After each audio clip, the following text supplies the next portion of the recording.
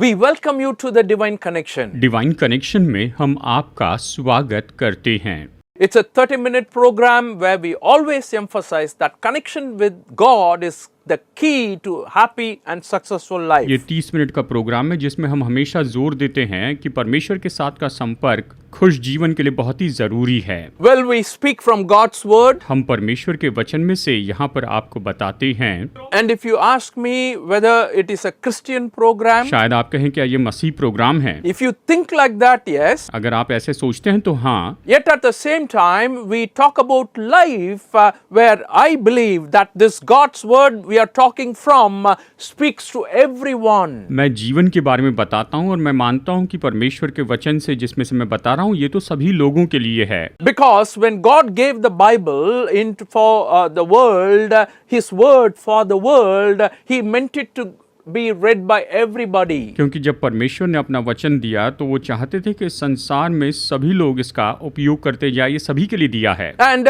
it talks about so many things related to life. और ये तो जीवन से संबंधित बहुत सी चीजों के बारे में हमें बताती है। And if you look at in the previous programs, we were talking about how to improve and develop our spiritual life. हमारे पिछले प्रोग्राम में आपने देखा होगा कि हम चर्चा कर रहे हैं कि हम कैसे अपने आत्मिक जीवन को बेहतर बना सकते हैं। What we mean by that is you have a body which is made up of flesh, and you also have a spirit that is living and that has life to have eternal. इसका मतलब ये है कि आपके पास शरीर है और साथ ही आपके पास में आत्मा है जो कि आपके अंदर में रहती है, और ये जो आत्मा है ये तो अनंत काल के लिए है। So you discipline your body and do exercises and make your body fit. In the same way, you discipline yourself in certain habits for your spirit to make your spirit fit and alive. तो आप अपने शरीर को कसरत करके अनुशासित करके fit रखते हैं, इसी तरह से आप अपनी आत्मा के लिए कुछ आदतें बनाते हैं ताकि आप अपनी आत्मा को जीवित रखें और फिट रख सकें। And in today's program, I want to talk about one spiritual discipline which is crucial for expressing our love and devotion to God. और आज मैं एक ऐसे आत्मिक अनुशासन के बारे में बताना चाहता हूँ जो कि परमेश्वर के लिए अपने प्रेम और समर्पण को दिखाने के लिए बहुत बहुत जरूरी है। This discipline is called as the spiritual discipline of giving. और इससे कहते हैं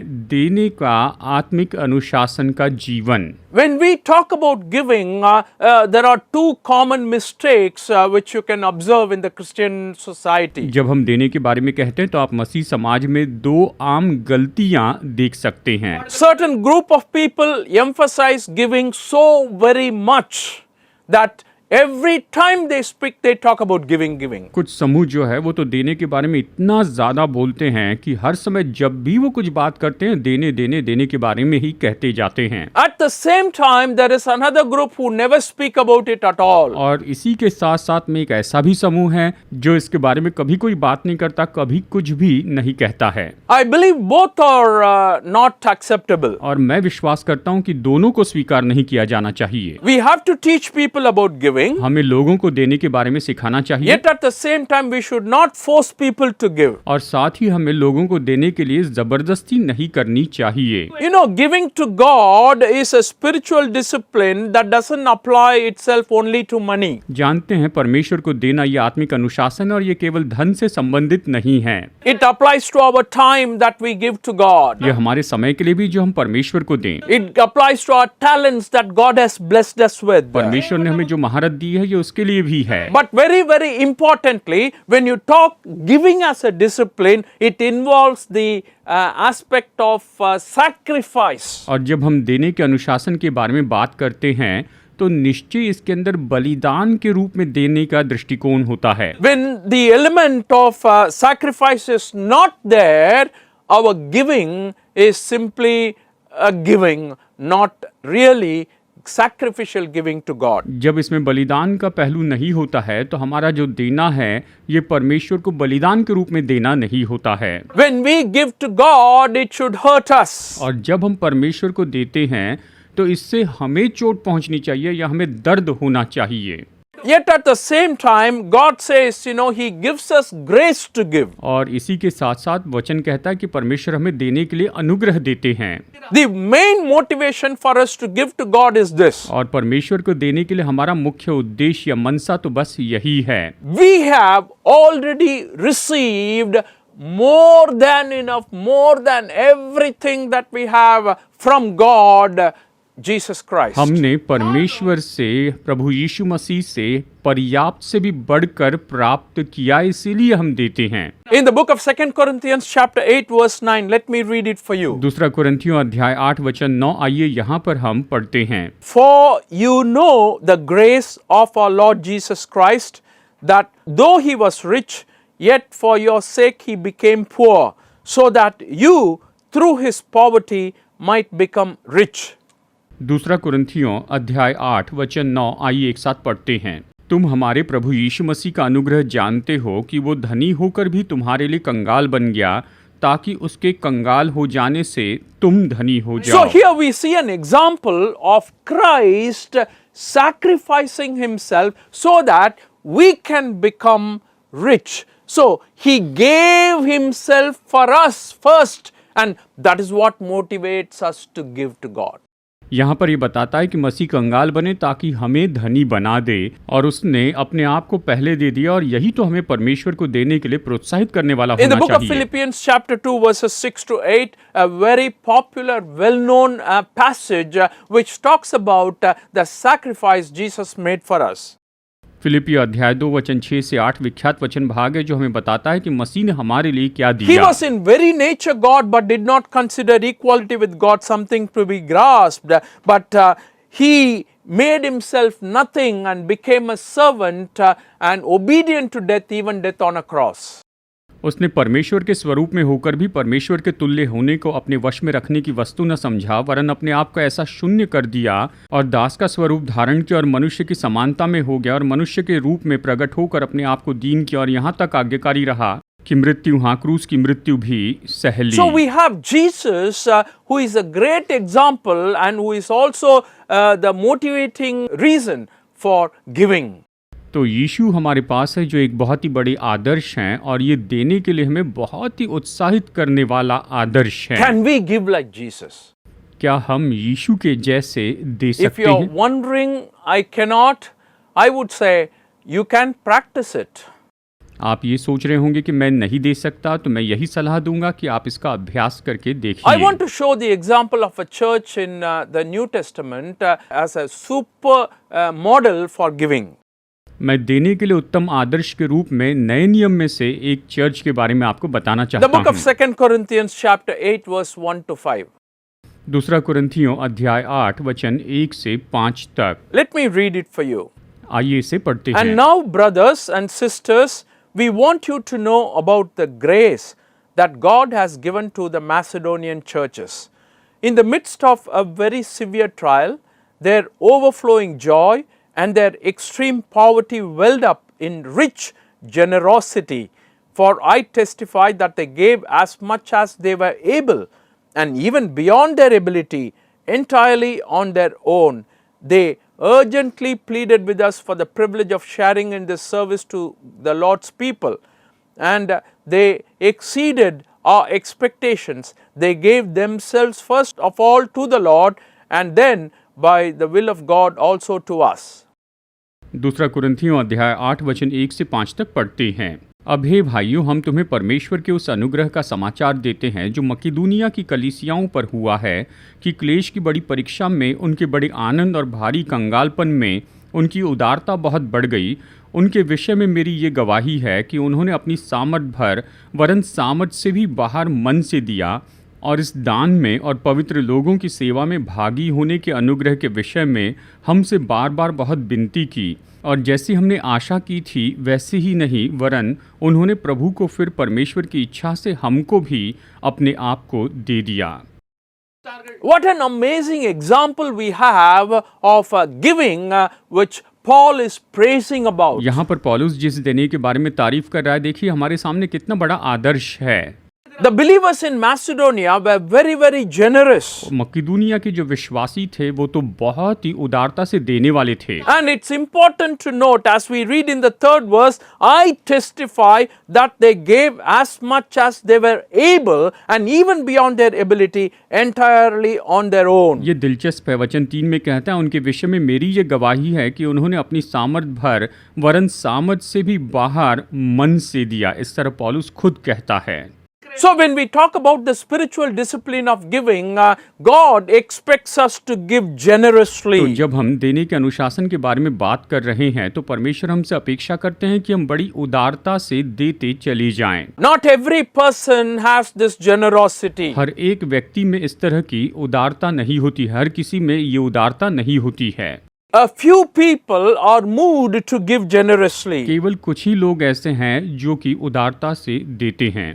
But actually God wants all of us to practice this generosity. लेकिन परमेश्वर चाहते हैं कि हम सब इस उदारता से देने में सहभागी हो जाएं। And here we see a group of people practicing this. हम यहाँ पर देखते हैं कि लोगों का समूह ऐसे कर रहा था। The entire Macedonian church believers, मकिदुनिया की कलीसिया के सभी विश्वासी, all of them had this. उन सब में ये गुण था। And it is important to note in the 12th and 13th verse that they were not expected to give this way. वचन 12 और 13 कहता है कि उनसे ऐसे देने की अपेक्षा नहीं की गई थी। For if the willingness is there, the gift is acceptable according to what one has, not according to what one does not have. Our desire is not that others might be relieved while you are hard pressed, but that there might be equality. क्योंकि यदि मन की तैयारी हो तो दान उसके अनुसार ग्रहण भी होता है जो उसके पास है, न कि उसके अनुसार जो उसके पास नहीं। ये नहीं कि दूसरों को चैन और तुमको क्लेश मिले। So what we realize here is that these believers gave very sacrificially, very generously. हम यहाँ पर इस बात को देखते हैं कि इन विश्वासियों ने बलिदान के साथ में बहुत ही उदारता से दिया। You can understand from practical life, practical examples. I've seen that a lot of people who are limited in their resources seem to give generously. हम व्यवहारिक रीति से देखते हैं कि बहुत से लोग जो अपने स्रोतों में बहुत ही सीमित हैं, केवल वही ऐसे लोग होते हैं जो उदारता से देते हैं। And that's because of God. और ये तो परमेश्वर के कारण हैं। I'll put it this way, that's because they have experienced God that way. और मैं इस तरह से कहूँगा ये इसीलिए क्योंकि उन्होंने परमेश्वर को इसी तरह से अनुभव किया है। In the Gospel of Luke 21st chapter, we have this wonderful example. लूका अध्याय 21 में हमारे पास में ये एक बहुत अद्भुत उदाहरण है। Jesus was sitting in the temple and watching everyone placing their और offerings. यीशु भवन में बैठकर सभी लोगों को अपनी अपनी भेंटें देते हुए देख रहे थे। He saw a poor widow put only 2 और coins. उसने देखा कि एक विधवा ने केवल 2 दमड़ी वहां पर भेंट में दी। All others gave so much for the temple treasury. बाकी सब लोगों ने भवन के खजाने में बहुत कुछ दिया। But Jesus said, this poor widow has put more than all of them. लेकिन यीशु ने कहा कि इस कंगाल विधवा ने उन सब से बहुत बढ़कर दिया है। All these people have given from their abundance of wealth, but she, out of her poverty, put all that she had for God. बाकी सब लोगों ने अपने बहुतायत के कारण दिया था, लेकिन ये जो विधवा थी ये तो कंगाल थी और इसने अपनी कमी घटी में से परमेश्वर को दिया था। So when you talk about the spiritual discipline of giving, one thing that is expected is generosity. जब आप देने के सात्विक अनुशासन के बारे में कहते हैं तो उदारता की अपेक्षा की जाती है। And that's why we experience the generosity of God, and we have to show that same thing to God back. हमने परमेश्वर की उदारता का अनुभव किया है और परमेश्वर को देते समय भी हम इसी तरह से उदारता दिखाएं। You know, God is not commanding us to give back. परमेश्वर हमें उसे वापस देने के लिए आज्ञा नहीं देते हैं। To be very honest, God is not in need of money. और सच बताऊं तो परमेश्वर को पैसों की जरूरत नहीं है। Actually, God wants everything that you have. सच में कहा जाए आपके पास जो भी है इसके ऊपर परमेश्वर ही मालिक हैं। When you read the Bible, it clearly says He wants all the cattle of the field. Bible में इस तरह से कहा गया है, खेत में मैदान में जितने भी पशु हैं वो सारे के सारे परमेश्वर के ही हैं। He wants everything that is in the world. संसार में जो कुछ भी वही उसके मालिक हैं। Therefore, why should we give to तो God? हम परमेश्वर को क्यों दें? And we are saying that to give और हम generously. ये भी कह रहे हैं कि उदारता से दें। And why should we give? और हम क्यों दें? It is only out of our gratitude, out of our love for everything that God has done. It is not compulsory for us to give. परमेश्वर ने हमारे लिए जो कुछ किया उसकी सराहना के भावना में हम देते हैं, वो हमसे जबरदस्ती नहीं करते हैं। It is not pointed anywhere in the New Testament that we should tithe. और देखिए, नए नियम में कहीं पर भी इस तरह से नहीं दिखाया गया है, बताया गया है कि हमें दशवांश देना बहुत ही ज़रूरी है। ये ज़बरदस्ती के रूप में नहीं दिखाया। But actually, we should give more than that. लेकिन सच में हमें दशवांश से भी बढ़कर देना चाहिए। And that's what God expects from और us. परमेश्वर हमसे यही अपेक्षा करते हैं। And it is not because He is in need, और ये इसलिए नहीं कि परमेश्वर को कोई ज़रूरत है, but it's because to show that how much you love Him, how much you appreciate Him. लेकिन ये तो इस बात को दिखाने के लिए कि आप परमेश्वर से कितना प्रेम करते हैं और आप उसकी कितनी सराहना करते हैं। Macedonian church gave generously. मकिदुनिया की कलीसिया ने उदारता से दिया। And I want to also emphasize the aspect of sacrifice in giving. मैं देने में बलिदान के पहलू पर भी यहाँ पर जोर देना चाहता हूँ। In the book of 2 Corinthians chapter 8 verse 3 we read this way. दूसरा कुरिन्थियों 8:3 में हम पढ़ते हैं, For I testify that they gave as much they were able and even beyond their ability, entirely on their own. उनके विषय में मेरी ये गवाही है कि उन्होंने अपनी सामर्थ से भर वरन सामर्थ से भी बाहर मन से दिया, पूरी तरह से उन्होंने दिया, कहता है। So they were willing to give more than they were able. यानी वो जितना भी दे सकते थे उससे भी बढ़कर देने की वो इच्छा रखते थे। That involves a lot of sacrifice. और इसमें बहुत ज्यादा बलिदान जुड़ा होता है। And we don't give to God because He will bless us. परमेश्वर हमें आशीष देंगे इसलिए हम परमेश्वर को नहीं देते हैं। Though He promised that He will bless us. हालांकि उसने प्रतिज्ञा की है कि वो हमें आशीष देंगे। Yet at the same time, here, when we give to God, we give sacrificially because knowing that it is a blessed thing to give rather to receive. लेकिन हम बलिदान के रूप में देते हैं ये जानते हुए कि प्राप्त करने से देना ज्यादा आशीषित है। And in the book of Acts chapter 20 verse 35 we read this way. प्रेरितों के काम 20:35 में हम पढ़ते हैं, In everything I did, I showed you that by this kind of hard work we must help the weak, remembering the words of the Lord Jesus Himself said, It is more blessed to give than to receive. मैंने तुम्हें सब कुछ करके दिखाया कि इस रीति से परिश्रम करते हुए निर्बलों को संभालना और यीशु मसीह के वचन स्मरण रखना अवश्य है, जो उसने आप ही कहा है, लेने से देना धन्य है, इस तरह वचन कहता है। So what we understand here is it is more blessed to give than to receive. यहाँ पर हम समझते हैं कि लेने से देना धन्य है। We talk a lot about receiving from God, receiving from others as a blessing. हम परमेश्वर से और दूसरों से प्राप्त करने के बारे में कहते हैं, ये तो आशीष है। A lot of testimonies are shared because I have received this from the Lord. This is a gift I received from my parents. This is a gift I received from my friends, etc. हमने बहुत सी गवाही सुनी कि मैंने प्रभु से ये पाया है, मेरे माता पिता से या दोस्तों से ये पाया है। How many of you have shared like that? You just think about जरा it. सोचिए कितने लोगों ने इस तरह से बताया है। But now here we see it अब differently. यहाँ पर इसे हम अलग तरह से देखते हैं। Jesus is saying it's more blessed to give than to receive. यीशु कहते हैं कि लेने से देना धन्य है। So here we see the Macedonian church people, they gave generously, they gave हम sacrificially. यहाँ पर देखते हैं कि मकिदुनिया की कलीसिया के लोगों ने उदारता से दिया और बड़े बलिदान के साथ में दिया। You know, Bible says in 2 Corinthians 9, 6 and 7, दूसरा कुरिन्थियों अध्याय 9 वचन 6 और 7 में बाइबल इस तरह से कहती है, remember this, whoever sows sparingly will also reap sparingly, and whoever sows generously will also reap generously. Each of you should give what you have decided in your heart to give, not reluctantly or under compulsion, for God loves a cheerful giver. परंतु बात ये है, जो थोड़ा बोता है वो थोड़ा काटेगा भी, और जो बहुत बोता है वो बहुत काटेगा। हर एक जन जैसा मन में ठाने वैसा ही दान करे, न कुड़ के न दबाव से, क्योंकि परमेश्वर हर्ष से देने वाले से प्रेम रखता है। ये कहता है। And here you give generously so that you will also reap generously. आप यहाँ पर उदारता से देते हैं ताकि आप उदारता से प्राप्त भी कर सकें। And that's what we find in the Macedonian church. मकीदुनिया की कलीसिया में हम यही तो पाते हैं। And one more thing we find in the 4th verse, 2 Corinthians chapter 8 verse 4. दूसरा कुरिन्थियों 8:4 में पाते हैं। And they were very assertive in their giving. They were very compelling in their giving. और एक बात जो हम यहाँ पर पाते हैं कि वो अपने देने के बारे में हमसे बार बार विनती कर रहे थे। And in the 4th verse it says like this, they urgently pleaded with us for the privilege of sharing in this service to the Lord's people. इस दान में और पवित्र लोगों की सेवा में भागी होने के अनुग्रह के विषय हमसे बार बार विनती की। That means when the offering came, even if you say it is okay, if you refuse, they did not accept it back.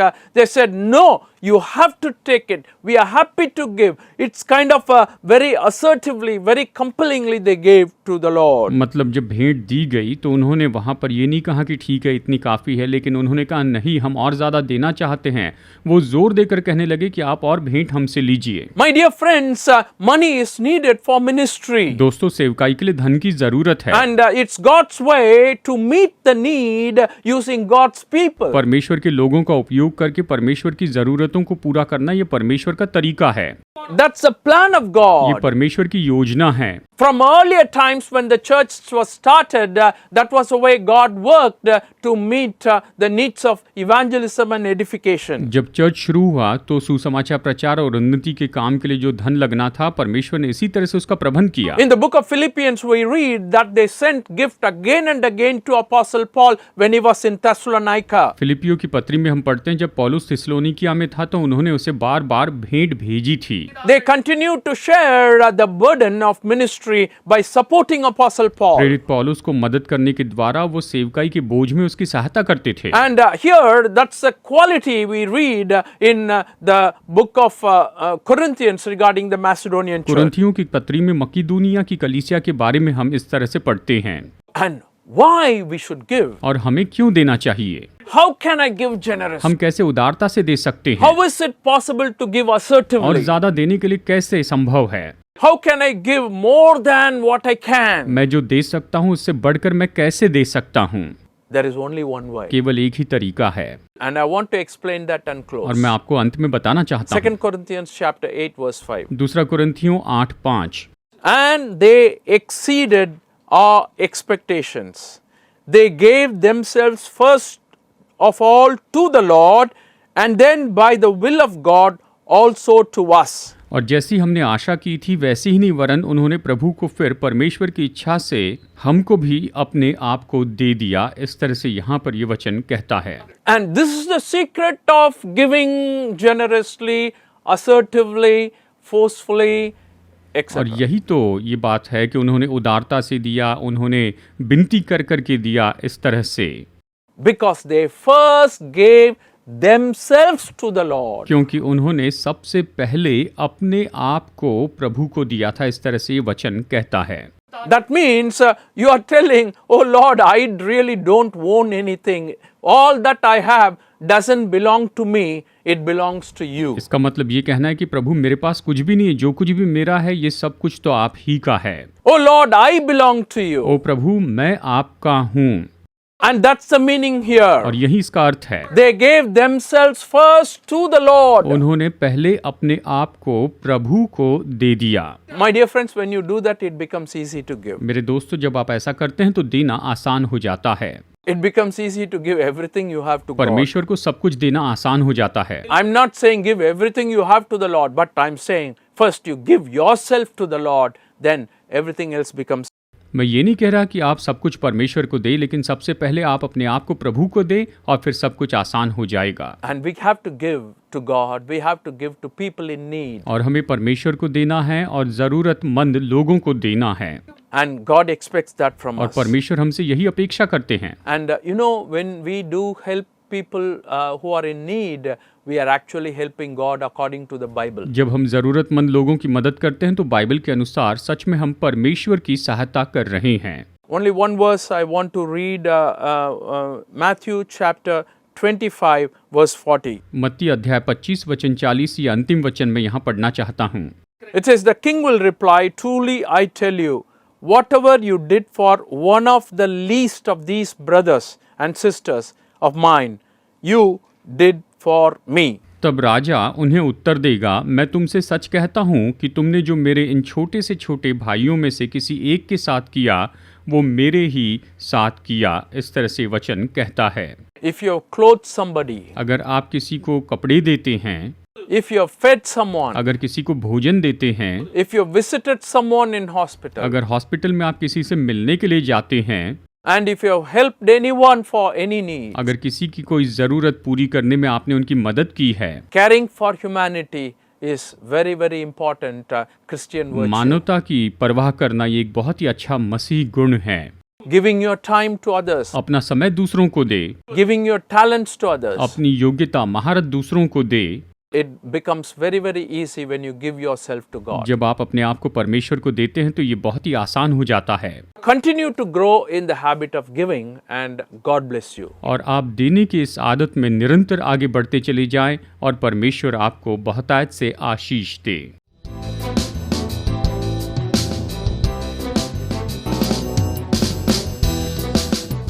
Study the Word of God in a private and personal way through our online study website.